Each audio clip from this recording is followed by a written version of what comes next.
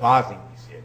Em ato contínuo, na sequência ele me fez com que o sexo, a energia do sexo subisse para a minha cabeça e experimentei um êxtase na simbiose com ele que não se compara jamais com qualquer prazer que eu pude sentir antes quando vivi vida profana. Desde então, me deu, através das orações que faço cotidianamente, poder sobre a carne e também me disse para delegar esses poderes aos discípulos que quisessem levar a sério. E nós, aqueles que vivem comigo, que levaram a sério, vivem em pureza. Vivem para servir o Senhor. Meus discípulos, nenhum deles remuneraram, são voluntários. Nós não temos interesse material.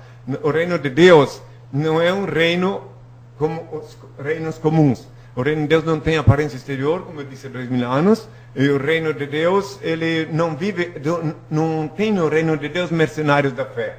Lá na casa do meu pai, pessoas podem vir lá, me encontrar, receber a bênção, ensinamento, sem pagar casamento, batendo tudo de graça. E Deus aí pergunta, mas como então sobrevive? Porque é o reino de Deus. Então ele é o provedor. Ele inspira os filhos dele, que dão com a mão direita sem que a esquerda saiba quanto. Então tem os provedores, que são os beneméritos da casa do Senhor, que eles dão sem querer saber. Como eles têm só são beneméritos aqueles que sabem quem sou, que sabem que eu não tenho ambição pessoal, que eu não quero nada. Podem não olhar na internet, enriquito.org.br, para compreender melhor minha história. Eu tenho mais de 200 perguntas respondidas. Quem quiser perguntar, falo sobre tudo, política, aborto, inseminação artificial, doação de órgãos, o que quiser está lá na internet respondido. Então cada um pode ficar à vontade em olhar. Espero ter sido não tão exaustivo na minha explanação, mas acontece que não dá para responder de outra maneira. Não, certo. Agora eu gostaria de lhe perguntar o seguinte.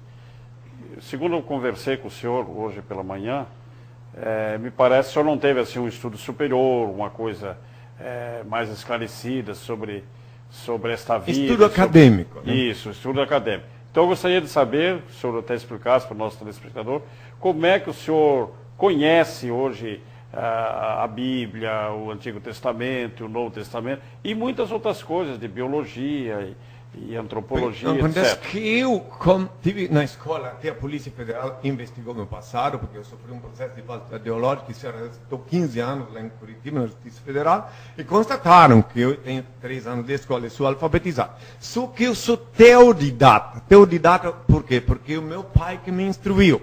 Então ele me obrigou, às vezes até contra, que eu detestei, teve livros que eu detestei ler, mas ele me obrigou a ler um livro de 1000 e tantas páginas, por exemplo, sobre a história de Roma.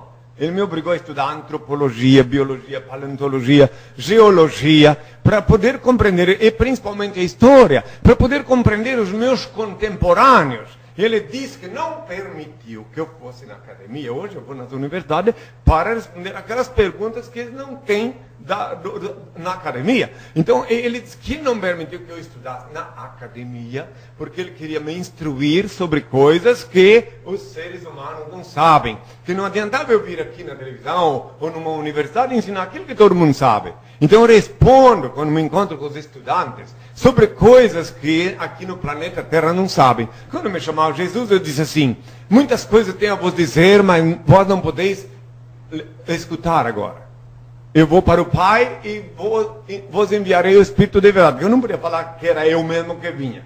Tá? Porque daí jogavam pedra, como jogaram quando disse que eu era mais antigo que Abraão. Ele disse, mas eu vou para o Pai e vou-lo enviarei.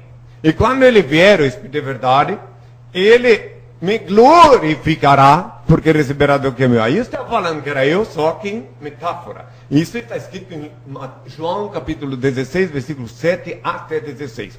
Então eu queria salientar que como o Senhor é o Senhor, Ele é o Todo-Poderoso, para Ele tudo é possível, exceto ser incoerente, exceto Ele não mandaria eu, por exemplo, de carnes para o céu, porque seria incoerente. Ele me mandou em espírito. Lá em cima, a temperatura confina a 273 graus Celsius negativos, então não dá para ir de carnes para o céu.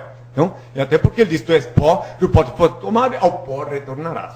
Então ele me ensinou todas as coisas que eram necessárias. Eu confesso a minha ignorância de muitas coisas. Eu confesso a minha ignorância da internet. Eu confesso a minha ignorância de mecânica, eu não quero nem saber como é que montam e desmontam um motor, não quero saber como é que dá para falar daqui com o Japão, com a China, sem telefone, sem fio. Não quero saber, eu sei que para Deus tudo é possível, ele inspirou os cientistas e eles fizeram, isso é fantástico. Saber que ele fez isso. Só que meu cérebro está ocupado com os seres humanos, com as coisas mais espirituais, então eu prefiro não ocupar meu cérebro tentando decifrar esses mistérios que a ciência, tão iluminada, tão inspirada, propiciou. Por exemplo, eu disse há 2000 anos, só para ter uma ideia, para você compreender melhor, há 2000 anos eu disse, já naquela época, meu pai me mostrara que quando eu voltasse aqui ia ter avião. Pois ele disse, para mim dizer para o povo, está escrito na Bíblia, que eu viria sobre as nuvens. E sem avião não dá para vir sobre as nuvens. E também diz que todo olho me verá. Como todo olho pode me ver, senão através da televisão e da internet. E também disse mais, disse, orai e vigiai que ninguém vos engane, porque falsos cristos, falsos profetas virão em meu nome, farão prodígios, enganarão muitos até os eleitos, se possível fosse, eu disse. E eles vieram em meu nome, construindo cadeias de televisão, cadeias de igrejas. Aleluia, sangue de Jesus tem poder. Então meu pai disse que para me diferenciar deles, isso que eu falei agora está em Mateus capítulo 24, versículos 5 e 24, que eu disse que eles viriam em meu nome, em nome de Jesus. Então eles fundaram N rádios de televisão, rádio, cadeias de igrejas, templos suntuosos. Agora eu, olha só, para ninguém me confundir, meu pai mandou que eu viesse com um nome novo, INRI, o nome que eu paguei com meu sangue na cruz. E em nome dele e não em nome de Jesus.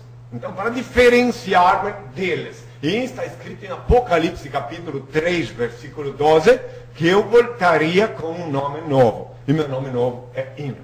Fique à vontade.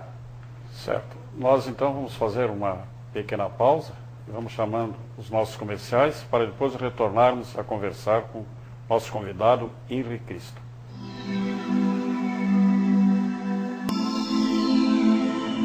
Bem, minha gente, esse nosso encontro está muito agradável, com a presença do Inri Cristo, seus seguidores, seus séquitos.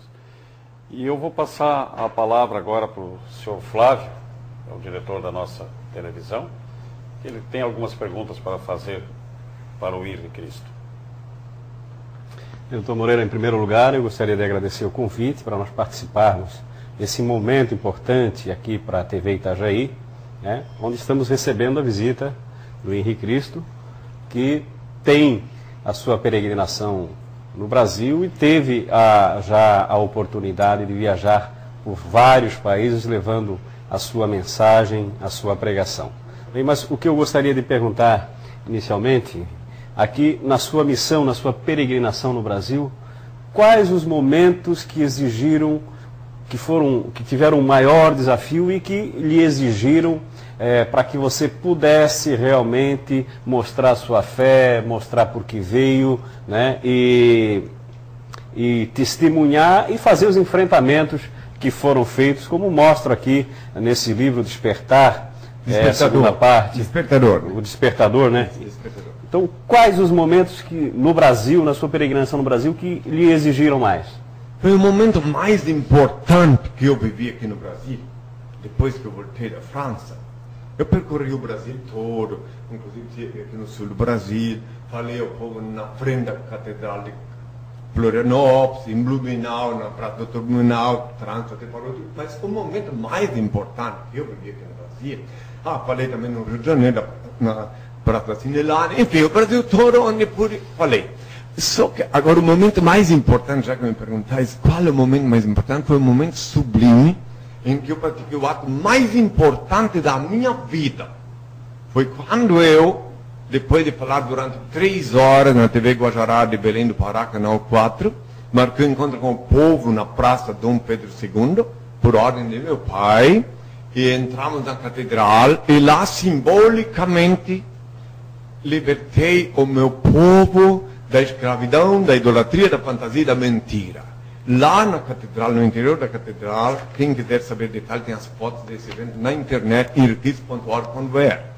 Lá no interior da catedral, meu pai mandou que eu mostrasse para o povo que o filho dele não é um bonequinho de gesso que para sempre está pregando na cruz. Então meu pai mandou que eu fizesse isto, e foi chocante, porque depois é óbvio que chamaram a polícia, e veio dezenas de policiais lá para tirar o povo que